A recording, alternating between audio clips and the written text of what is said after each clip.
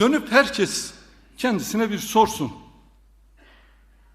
Ya hangi ülkenin televizyon kanallarında bu kadar Kürt karşıtı, bu kadar Kürt düşmanı program yapan, yorum yapan başka bir ülke var ya?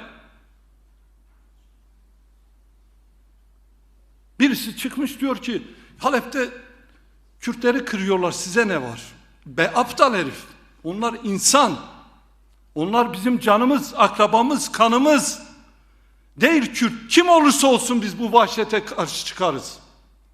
Orada mücadele edenlerle dayanışırız. Kardeşlik edebiyatı yapanlara da sesleniyorum.